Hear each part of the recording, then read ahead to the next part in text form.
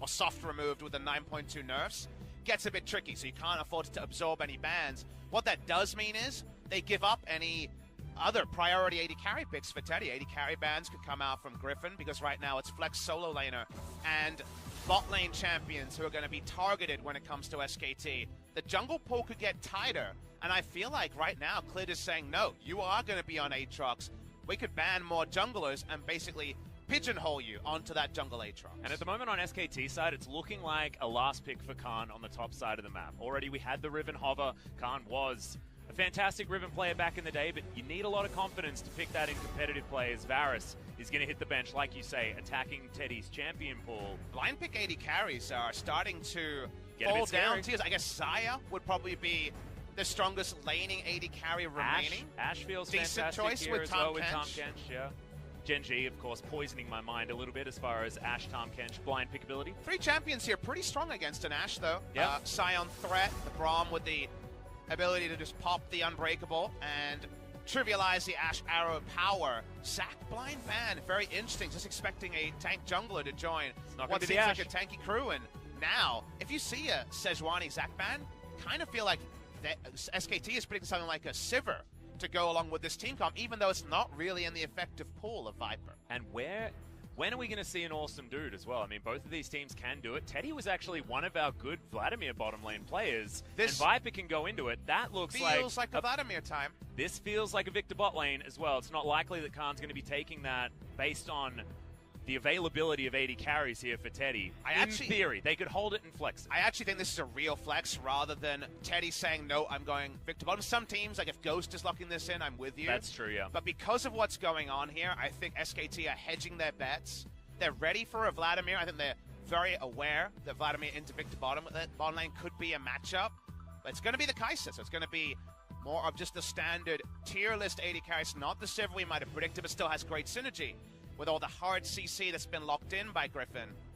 I do actually really like the way we've been thinking about this whole thing, because I feel like Griffin have made the assessment that that will be a bottom lane Victor as well, because it is a relatively free lane. Of course, Victor is going to push and poke, things like that, but he's not going to hard win the lane for you down there, especially when paired with a Tahm Kench. Lissandra going to be the final lock-in here from Griffin. A lot of team fight power for this squad, especially as we move later into the game. But it's kind of only team fight. It's basically mid-range setup champions and Kai'Sa Penta killed you. That's kind of what they got going on the side of Griffin. The siege here is pretty abysmal on their side, and it's going to be no AD carry, no marksman on the side of SKT. They go for a last pick on the Ryze here. See what the matchup decision is between the two. Ryze can lane against Scion, but does price it in to some purchases of the MR here. We're going to see the last decision here. Faker has largely been on Urgot duty. That's why I think most people are plugging and playing with that. That means that Teddy and Mata are kind of looking to just abdicate the laning phase on this Victor. They could have gone in so many different ways. Draven had so many different CC threats that I think it was too risky for Teddy to go that way. But now we just come to this interesting quandary here where we go. Consistent damage on the side of SKT is pretty minimal, and it is the last second flex to the Urgot top lane and Ryze mid lane after all. And Ryze, I mean, to counter your point just a little bit, I guess, is that Ryze is our machine gun mage, can throw out a lot of spells if he can make it to a late game stage where he can free hit with those casts. Do any of them damage range? Yeah, well, I'm not entirely sure about that. And honestly, if this game goes late enough, I don't know whether anyone damages Scion. As this is going to be a Griffin team composition, and it feels like we're back at the beginning of Griffin's reign of 2018, because this is a late-game team-fighting squad that just wants to get behind Viper, much like how they dominated challenges when they were there. If you're familiar with the Ancient Rome adage, it's kind of like two Phalanx comps, right? They're both supremely tanky. The only person actually building attack speed and working their way towards critical strike late in the game is Viper. Everyone else is pseudo-tank frontline. Burst damage against Scion, who can stack magic resist and health and feel basically unkillable. Should be really powerful for Griffin moving on, but it's time to get those cheers and get the game started. Yeah, looking exciting. Here we are, game number 1.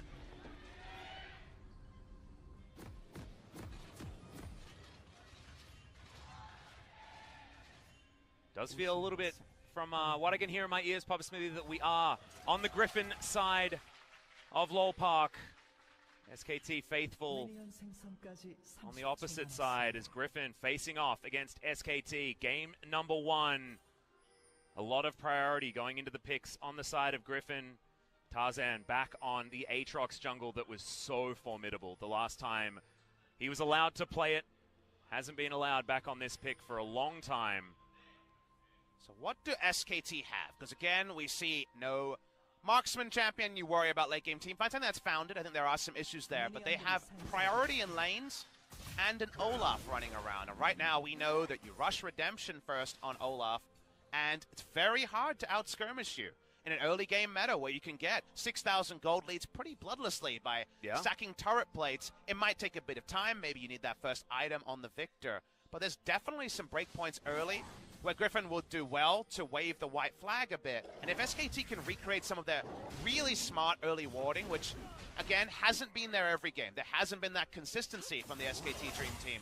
When they've been on, they've been really on. And you have to imagine that Koma, Zephyr, and the rest of the squad have been burning the midnight oil to be ready for this, the banner matchup in January. Yeah, and you know both of these teams have been prepping for each other for as much time as they possibly have been. This is the matchup that they've both been waiting for. And SKT, see whether they've masterminded it enough here to take a game off Griffin, because the onus feels like it's on SKT in this series. As Sword already taking a lot of damage from Khan up top lane. Has been the way for Scions in the early levels against the Urgot, but this is 9.2, remember. Urgot taking a little bit of a hit when it comes to what he can do early. And early, that's where Griffin have some questions, because we know one item power spike on Kai'Sa, not going to be great. Sword's one item power spike is usually going into the Righteous Glory. He'll still probably have to build that because of lane, but that doesn't help him with stacking magic resist and feeling good in the late game. So the early item purchases should be really advantageous to the side of SKT. Redemption on Olaf, first item Hex Core onto Teddy on this Victor, and those are where Griffin should be trading down the majority of the time. In those times, SKT need turret plates, they need Drakes, they need to start up some neutral snowball, because there is definitely light at the end of the tunnel for Griffin when we get to the 3-4 item stage, and SKT hoping there's a 10,000 gold lead before anything like that happens. Yeah, exactly right. And I think it's going to have a lot to do with what Clid can actually make happen in this earlier game, because as soon as an Olaf can run at you with Reckless Abandon and his ultimate up, all this CC and teamfight control that Griffin have means absolutely nothing. And right now, going for this level 4 gank, only level 3 on the top laner of Sword. Now thinking about heading down to try and get some vision. Spotted by the plant there. Very important that he's spotted. Sort of gank timing that would come off, and you'd say, okay, pretty standard gank path. But remember, that's a level 4 power farm with no shot from Clid. It's a timer you don't respect. A level 4 Olaf, top lane at 3 minutes 30. Because usually you go back and get a keystone, right? With Predator. You have no keystone and you're level 4, so it was a surprising gank timing and good awareness from Tarzan to spot it out. Yep. Does go back though, after he was spotted. Grabs those boots, building towards his Skirmisher Saber most likely, and then into the Redemption after that. It's the order that we have seen thus far on the Olaf with this new flavor that Tarzan brought to us. Tarzan's finally come down to earth a bit after being of a different world in the first week when he was stacking MVPs. No MVPs in second week of the LCK for him. Was caught out multiple times by Bono in a big skirmishing disadvantage matchup. That's with him on Sejuani duty. This time he's on the Aatrox, and while he doesn't necessarily relish all skirmishes against Olaf, there are scenarios you can win that. So right now, just going for the coverage. What is it all leading to? The moment the Clid hits his first lane successfully, we'll find out. Yeah, that's going to be the scary part. And speaking of scary things, this is Viper free farming. On the Kai'Sa, Tarzan paying some attention down bottom side, but wards are there. Mata, I believe, made his way into the jungle just to make sure that they had some extra information. And Clid not going to be spotted on this one, but is spotted on the ward. You look back to that warding effort SKT had against a Camille jungle, and it was among the best we've seen ever. Especially in a meta in 2019 season where there's less wards than ever before. They lit up the enemy champion. Camille could never find an engage, and that was just a amazing performance on a macro level by SKT in a meta where some people say you can't play macro because of some of the reduction in wards available. So we're going to definitely be watching close. Right now the action isn't coming in terms of kills, but in terms of map control can be important, and Khan and Sword, that's a pretty low health bar on the Urgot. Yep, Clid is top side of the map, and Tarzan's nowhere to be seen, but thankfully Khan does have that ward, giving him information that there is no Aatrox coming in to mow him down. As I've sought how to hit that, Khan would be almost in flash range of death. And Tarzan's saying, I'm just going to make sure that a turret plate goes the way of my ally or the first back timing comes in. Speaking of turret plates, turret plate in the mid lane. Turret going down early here. They love to shop here, get one items going on the side of SKT. We already mentioned that's where the early game starts to pick up for them. But now, though, things very, very comfortable for Griffin. And I want to talk a little bit about early game stats. It wasn't somewhere that Griffin excelled in. Remember, they were largely about late game team fighting for the majority of the early part of LCK Summer 2018, their big debut. Right now, in the first 15 minutes, Griffin's average gold lane, remember they haven't lost a game, so it's going to be a good number. It's 3,326 gold. Insane stat, by far, outnumbering anyone else. If you compare it to SKT, they average a 151 gold lane. Yeah. So over 3,000 gold behind. Think of the CS. At 15 minutes, on average, Griffin as a team is up 43.5 CS. SKT's actually down 6.6 CS. That's a 50 CS turnaround at 15 minutes. I don't think we're going to see numbers like this in game number 1, but it just shows you how razor-sharp Griffin have been so far in the early parts of LCK Spring. And that 18-0 is no trick. That is very much about their excellent performance. And I also love that the Dragon RNG has understood how hype this series is. We've got an Infernal to start this one off already. Vision being traded by both teams, currently Griffin. With that Vision advantage, Teddy underneath this turret. His awesome dude 9 CS behind the Kai'Sa at the moment, who goes back, can't quite afford the BF sword on the first back, but heading towards that Storm Razor pretty comfortably is Viper. Continue to build, and we already mentioned, so wait a while at the moment for Griffin. That doesn't mean they're going to give anything up for free, and they actually have a slight CS lead in a couple of lanes. Interesting that Lost Chapter was picked up here by Teddy as well, wanting to hold on to his mana a little bit better.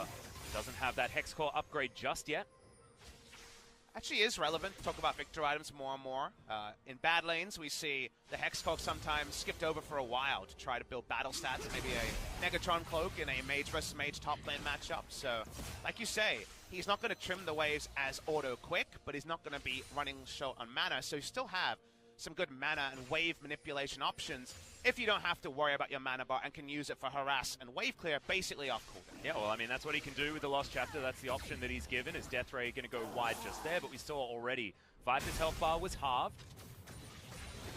Armada hanging around in this minion wave that SKT have full control of. Now with priority on this bottom side, you can see Faker was moving his way down there and cleared. Has free opportunity to get towards this Dragon Pit. Not actually going to clear out that control ward in the back of the pit just yet. Would undo SKT's early priority to lose an Infernal. That is the thing SKT cannot allow to happen, as it will be very against the tempo of play we're seeing, where bot lane and the Lost Chapter purchase confirms that Teddy's controlling this lane. To me, it's a bit like Tyr versus Sheen on an Ezreal. I feel like Lost Chapter gives you quite a lot of reliable wave control. Yeah. And if you just get the E evolve, you push, but you don't necessarily...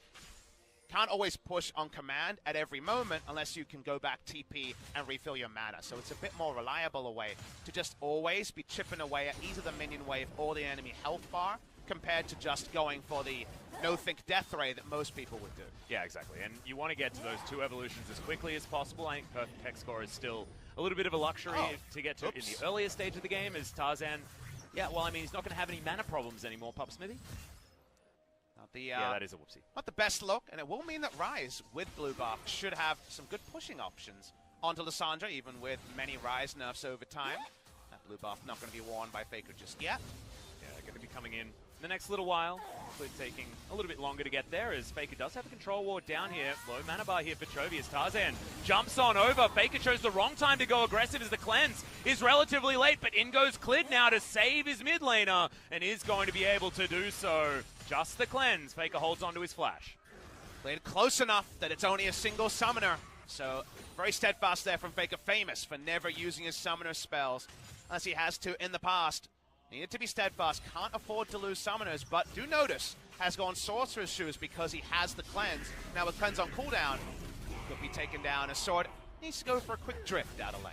Yeah, the choo-choo train not going to be available for the next little while, so good to be able to get that cooldown, but still, Flash is being held onto by both solo laners of Griffin. Death Ray not quite making it.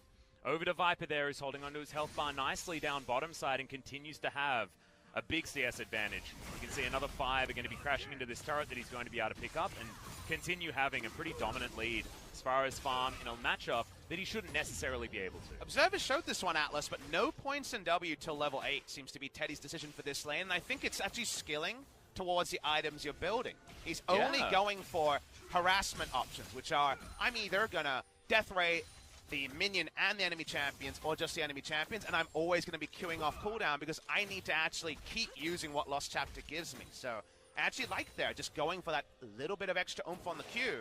Ooh. The Hens and Viper weren't sure whether Teddy and Marta had backed. The Hens gets the bad news. Yeah, Teddy going to throw down his Chaos Storm into Hens here, the Unbreakable. Able to help block things, get him out of the lane. And this is so cute. Clarity used by Marta. They want to get the Infernal, so they're using everything on the minion wave to get the first spawn Infernal. They are going to try to, but Clid opts out of it. it. Confident. Yeah, Tarzan's down there. I do like the idea. Clid registers the undertow on the Aatrox. Faker with a wave heading towards him, though. Will be relatively safe from the potential gank. Level 8 for Tarzan, so World Ender is available, of course, so diving is an option in any of these lanes. First time I've ever seen a bot lane 11-minute Ludens on Victor, but that is some good wave deletion, whether you have the death ray upgrade or no. Still no move towards the Infernal, and feel like SKT right now should definitely be considering it, and Clid has actually not rushed Redemption. Let's talk about his item here. True. Was sitting on the Ruby Crystal, and even though it gives all those skirmishing options, he's disagreeing with Tarzan's recent moves and just going selfishly for this Cinderhulk. It does mean he has more combat stats, but doesn't have that 2v2, 3v3 utility that the Redemption provides. And can certainly mow down his jungle camps much faster, can allow himself to be more available for ganks as well, in theory. And Clid does like to get things done in the early game. Of course, kill participation is a stat that Clid certainly has over Tarzan, and having stats over Tarzan is no mean feat. His Faker is going to be able to lock down his blue buff. Viper now, like you say, has a Luden's Echo to contend with. Definitely does more damage to champions than ever before. No death ray can copy that as Griffin pushing the mid lane. They've actually got 3 turret plates down. Yeah, that is a huge amount of damage to the turret so far as Sword in trouble. The ultimate still there for Khan. There's a visual bug slightly, but Khan with the exhaust holds onto it. Thought maybe could have gone for that fight, but not going to in the end. Khan will get opportunities to attack lane because Sword refuses to crib any nodes from the Shy and go for things like Iceborne Gauntlet, items that allow Sion to fight back in the Urgot matchup. He always goes team utility and starts with the Righteous Glory. Speaking of team utility, we're zooming out here to understand the bot lane play again. Because there's a Luden's completion, you always do more damage to champions with this build, and trying to keep Viper and Lehen's health bar in order, but right now, it's not actually paying off. The only reason you want to keep the enemy health bars low is to either go for a kill or to get objectives on that side of the map. So not actually getting the Cinderhulk here is feeling like a bit conservative of play from the trio and the bot side if you include Clid on SKT. Yeah. It looks like Clid is just going to still go for the Redemption, but he's going to go for it next. Forbidden Idol has been completed already.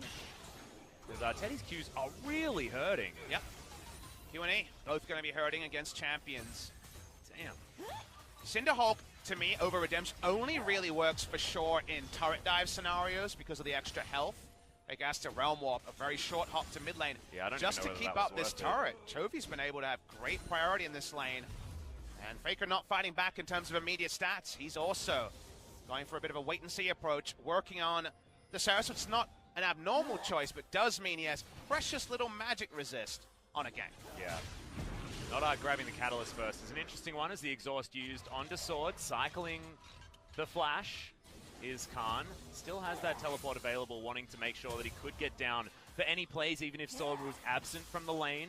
Being able to follow the Scion just is so important for SKT, especially against Griffin. I feel like this first skirmish in this game that hasn't broken out just yet is so important. But right now, Griffin are winning in this early game, and look at the tower damage in mid. And I'm worried, Atlas, because SKT haven't min-maxed for those early one-item fights we talked about. Obviously, Seraph's is a wait-a-while item. It's not going to have immediate power at this current stage. It's not completed and transformed yet. The Redemption is the most power Olaf can pack, and they don't have that for teamfight utility. Only Victor has built for, I am going to do maximum damage to champions early, and he even has the Death Ray evolved now. everyone else, I guess, of course, the Urgot does as well. But there's no guarantees SKT win this first fight as hard as we thought they might based on the champions. And we're already worried about where this game may scale to around the 25-minute mark. Exactly. We're looking at that Kai'Sa who still has the CS advantage, despite Victor still doing a good job down there. Storm Razor completed, getting closer and closer to having that double evolution that Kai'Sa absolutely loves. SKT, if they can get this Infernal Drake, that is going to be a huge thing. A little bit out of position are Griffin, but still not pulling the trigger as the Claw comes in. Watching Tarzan here, just trying to cut Faker if he tries to walk too aggressively. Faker has a control ward to play to, so won't be face-checking the Aatrox, and SKT must be frustrated that 16 minutes in, even with the build choices, they still don't have this first spawn Infernal.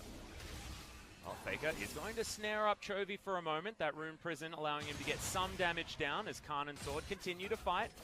Relevant, actually. The teleport's going to be less and less important as Realm Warp is actually going to get channeled. Faker and Clid delivered to the bottom side, but easily denied and punished instantly by Griffin. Such a bloodless reaction too. Chovy got all the turret plates, barring maybe just one of them, at least 4 were claimed by him, so he's just banking a bigger and bigger gold lead. 15 minutes in, those CS leads we talked about, the average for Griffin 43.5. Seems like in hindsight they were actually pretty close to that. We're only looking at 17 minutes, but top lane 20 CS, mid lane 20 CS, even bot lane has a CS advantage. And usually if you're dropping CS, it's in service of objectives. Only now are SKT actually leashing the Drake. Yep. Clid is going to be able to start it up. They will lock it down. Of course, Griffin, you can see, moving their bottom lane towards top. The understandable decision to make. If you want to knock down that top lane out of turret and end the laning phase as quickly as possible, Tarzan going to trade the Drake for the Rift Herald.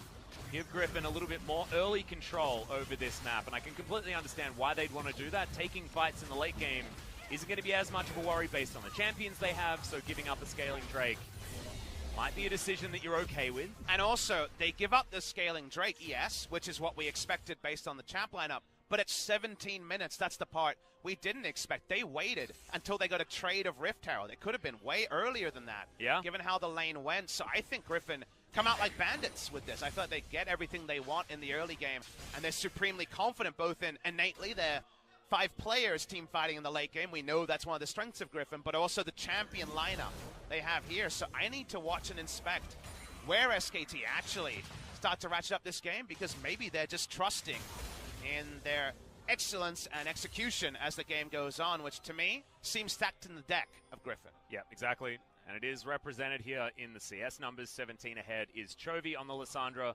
A lot of utility that he's going to be bringing here as well. But Faker has one of the most greedy damage builds that we've seen on Arise for a long time. Oblivion Orb will be coming in as the next option for as much magic penetration as he can possibly get.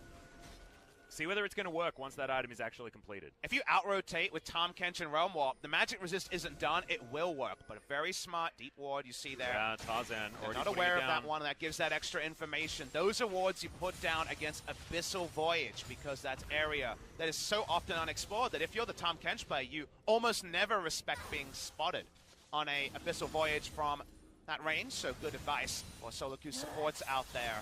Magic resist, you look down, there's none on the side of Griffin. Yeah, not yet. This is the time where greedy damage build works, and Griffin would do wise things to avoid any sort of skirmishes against double magic penetration, maximum damage rise. Oh, look at that ward that just cheekily misses this triangle. We talk about triangle vision a lot. I know it's one of Frostgrun's favorite things to talk about. That is an actual triangle created by control wards that SKT had down on the top side of the map, just trying to defend this bottom lane that's now top side as much as they possibly can. Similarly represented bot side by Griffin. Not as necessary, and does get cleaned out as Griffin do have some lane priority up on that top side. 2019 has kind of been a Bermuda Triangle for the LCK, because all of our established orgs, you're just watching Griffin, SKT based on hype, you might have missed so many of the top orgs, the teams that went to Worlds, falling away. Old veteran names that have spent 4 years solidifying their legacies, falling away into, at least based on week 3, something that starts approaching irrelevance. You know, it feels like Griffin, Sandbox, Damwon, those are the teams people are talking about. And SKT is the one holdout there. They're the team that seems to have been put together of players that are world-renowned, and then some new faces as well. Clid definitely bursting onto the scene after being outside of Worlds qualification in the LPL. This is supposed to be the team that kind of escapes that Bermuda Triangle, can really vouch for the previous generation from just stopping the new generation, the new blood from rising. Right now, the start has been slower than we might expect, but we still don't have the first flare point. We still don't have the first real skirmish, and we're 21 minutes into the game. Yeah, out of a first blood, 21 minutes in. Just shows how much pressure both of these teams are feeling, not wanting to bite off more than they can chew. That's a slight visual bug, but Shelly is going to make her way out. Tarzan didn't take that extra journey. It's just, we wanted to have him in the shot for as long as possible. Shelly also going to make her way down, and this will be second turret taken. And when it comes to a bloodless game like this, the crazy thing and the intelligent thing here for Griffin is that they put the onus on SKT to move first. As teleport's coming in, I may have spoken too soon. As there's the knock-up, Chaos Storm comes down, Marta eats the Grey Health and is going to walk out, trading a whole bunch of buttons and summoner spells, but no one's going to die yet. The result of that is inaction because no summoners have been blown this game. It's been so bloodless for 21 minutes that Flash Cleanse is up and face checks, risky to do against an Urgot. Griffin actually end up making the first real attempt at a 3v3, 4v4 in this game. It's repelled, but what does it mean? Because the timing, it's right on the cusp of 2 items on Kai'Sa, and based on our analysis in the champion select, it's right on the cusp of the first time that Griffin starts to outscale the SKT lineup. I think the Magic Resist purchases, which are only now beginning, will be the confirmation of that. The moment the Scion is able to eat one rotation from Ryze and Victor and only lose his shield and a little bit of health, that's where things feel like they're going to start to come unstuck. Well, SKT currently looking for a fight here in the river, as Lahen's going to take some damage, but that cusp that you were talking about, we're over it now, as Viper has picked up his Rage Blade. Tarzan hanging around this area. I just think it's genius. To finish my point earlier on, put the onus on the older team, put the onus on the veterans to make the risky play in order to get an advantage early. And our double Infernal Drake is a difficult one, as Tarzan not able to get into smite range, and this might help push SKT over the line when it comes to late game scaling, because 1 is bad, 2 is nutty when it comes to Infernals. And no one item Magic Resist is going to help this Scion on the front line against double Infernal and Ryze and Victor, who have focused champion damage with their early purchases. So very nice pick up there on the second Infernal Drake. That was the sort of calculated risk that's required in the 2019 season. You need to play with incomplete information and be assertive, and SKT at the best, always able to do that in previous metas. Now you need to be even more risky, so good to see them actually pull the trigger on that Drake. They were slow on the first one, but the second one does follow swiftly. Yes, it does. So that was a really, really good play from SKT, and if you're an SKT fan, you want to see more and more of that. Otherwise, Griffin are just going to take hold of this game, get that fight that we know Griffin always managed to find in the mid to late game, and then roll you over. It's just what happens. Speaking from experience, but SKT, they've made other teams feel like this in the past. They have an opportunity to really assert their dominance against the new upstarts of the LCK. Griffin haven't won yet. They have not, and it's moments like this where double TP was used by Griffin to no advantage, that Realm Warp and Abyssal Voyage, with all the damage built in the double Infernal, might find the pick that actually kicks this game into life. Pick into Baron turn, very possible. Baron damage on SKT, not the best. It's a lot of decent Baron takers, but no 80 carry, no Blade of Ruin King. Yeah. None of the usual things that lead to a fast Baron. But the pick with an out rotation is going to be always available for SKT because of their champion lineup. And now at least it's a bit of an ARAM. Waiting to see what the next movement in the game is. So much table setting. The sort of match that was table set from the first release of the schedule from Kesper. Now the game obliges as well, not with action, but with continued kind of foreboding until we get that first explosive moment, which might be coming now. There could be. Infernal Chains are going to get flashed out of there by Marta, as the Void Seeker going to find him. Also, Viper not going to Killer Instinct his way into 3 people, and Griffin are going to disengage. And you mentioned testing the waters, working out what you can take, what you can't. It's been only very, very small interactions that have given both of these teams the information they need. But okay, the train going to be paying a visit to Teddy. Has to flash to get out of the way of Sword, but that means this inner turret should be going down. Infernal Chains is there as Marta gets the Devour off. Chaos Storm already down. A lot of damage onto Tarzan, but the damage has been done to SKT structures. Not many people would make that move. Sword goes in with no minion wave, knowing at best I get a champion, at worst we get the mid lane turret before the minion wave crashes. Now they can push in the minion wave and reset and put down vision as well and sweep when necessary. They actually cheated the clock there. Usually it's all about when is your next wave coming. They just created a wave. It was a wave of Scion pressure. Exactly, and it also caught SKT completely off guard and allowed them to brute force.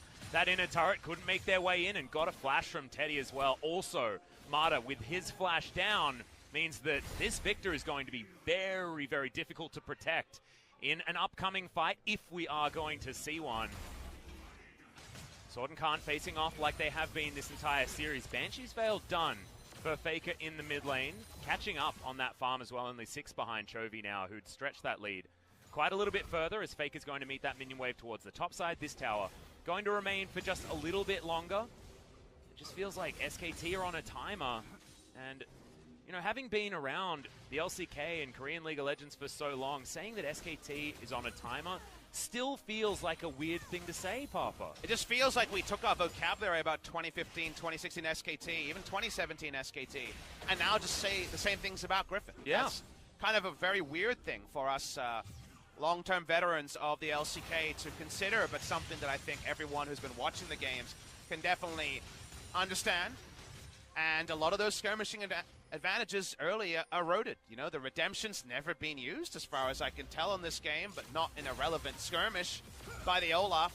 That's the one item power spike that came in second item and then just hasn't been wielded. It's still going to be valuable. Talked already about the synergies this provides, but another cute one is that Olaf's W actually gives him more healing from all sources, up to 50% health when he's low. So that actually works selfishly on the redemption as well there. So selfishly, a nice little extra synergy that we missed when we first discussed it.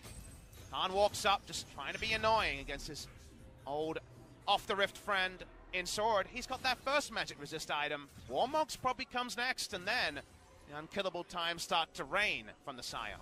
Well, 4 members of SKT all grouped up. Big knock-up onto Khan here towards the bottom side of the map. Just sustains his way out of that one. 4,000 health here for Sword. He's very durable. Mountain Drake now being contested. Tarzan in the pit. The train is going to start, but it's going to be the steal from Tarzan to begin this one. Redemption does come down as a gravity field. A great position to hold them off. And now Sword uses the stopwatch. Double knock-up as Tarzan's getting himself into the fight. Killer Instinct very early as Mata is going to be the first one to fall down. First blood at 28 minutes and make it a double as the bottom lane is destroyed. Griffin get to fight front to back, and that's with Lissandra taking a sweet time on making the entrance. SKT just didn't seem to know their strength. They were just going full defense on trying to get away there. And the icing on the cake is also the smite away by Tarzan in like 1v3. Yeah. Teddy very close to getting his Rabbidan's death cap after that one, but didn't have enough money. And SKT, that feels like they've been happy to scale up next to Griffin, but you look down the rosters, Griffin with a team fight composition that excels in the late game, you do never want to take that gamble. Tarzan gets on in there, doesn't need the Q to land. But watch this with the map hack. Scion goes in 1v4, no damage near him, no backup coming. Lissandra's still chilling on the top side. And by the time they engage, it's front to back. That's where 80 carries win. That's why in tank metas, it's defined by 80 carry play. This ends up being front to back because SKT have a burst mage comp against front lines that start as Scion, end with ulting Aatrox. They can't find access to anyone else. Viper comes and swoops in. And it just feels like SKT should have been in for a good time, not a long time. They decide to stick around for that long time, and they shouldn't be surprised if they find a loss in game number 1. Yeah, and we've been joking about no rush 20 games for a very long time. That's exactly what this was. It's been basically zero aggression. It was a no rush 28-minute game. It was a no rush 28-minute game. I mean, they were feeling the waters after 20 minutes, you know. There was a couple of summoner spells maybe, but it feels like there was 0 summoner spells apart from Faker's cleanse in the early game. No one flashed, no one made any of these aggressive plays, and it just plays into what Griffin wanted to do. Would you say that, based on the information we have, SKT played here? Because it seems like fear. It seems like too much respect because it's inaction. We've seen inaction by SKT at times where they could have taken action, and while now we see Khan walking up and trying to harass. Can he get a solo kill? It'd be the start of something. Yeah, looking for it. The Vessel Voyage is going to be coming in, but it actually got cancelled, I believe. Teddy's going to make his way down, and Khan going to get punished. Oh, no, he's not. Disdain gets him out of the way, and Viper has to use his stopwatch. Clid diving forward, but the supercharge from Viper keeps him safe. SKT unable to find anything more, but Khan does survive. A redeeming factor on both sides there extends the fight for comically long, and that means Viper's flash is down. Very pivotal cooldown, means he can't really killer instant in aggressively. Needs to keep it for a defensive move. As all this happened, top side of the map is largely going to be controlled by Griffin. Now SKT need to react, and it has to be soon because Viper's already on the Baron. He's on the Baron with 4 items as well. This is AP Kai'Sa just ripping through the Baron at the moment. They are going to pull off, respecting SKT. A lot of respect there. Remember that Rise ult isn't up to check. It would have been a little bit risky there. Look for the check. It wasn't going to be coming, but Griffin go for the percentage play. They don't want to try to force it down. They don't want anything resembling a 50-50. We back away. The table setting continues, but now the deck may be stacked. The gold lead is at 5,600 to the side of Griffin.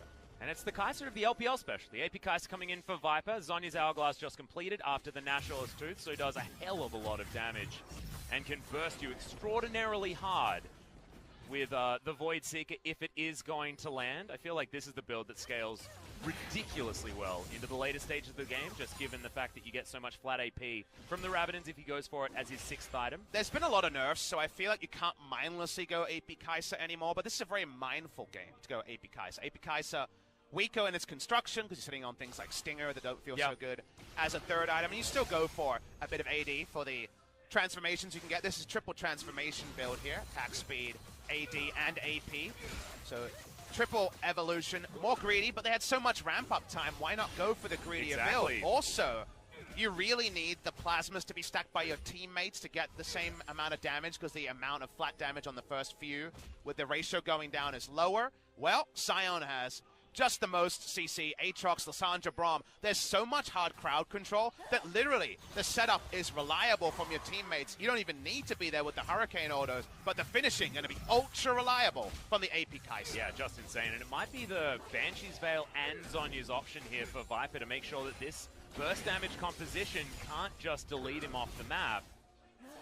Might be the option. Does have a Null Magic Mantle now built up. Seen a little bit of that. So you mentioned defensive choices, utility choices, certainly more of them available with this Kai'Sa build.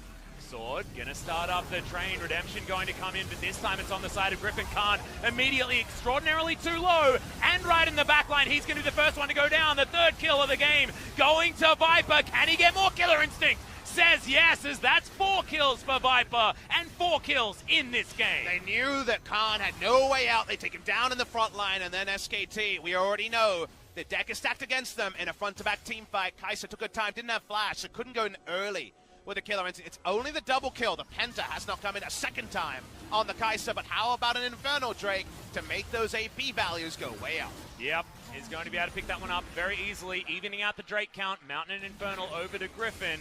The double Infernal still there for SKT, but Khan feels like he's just caught out. Yeah, interruption on the E there. Sion goes in, and then Chobi's self-ulted, Aatrox is ulted, and Sion is Sion.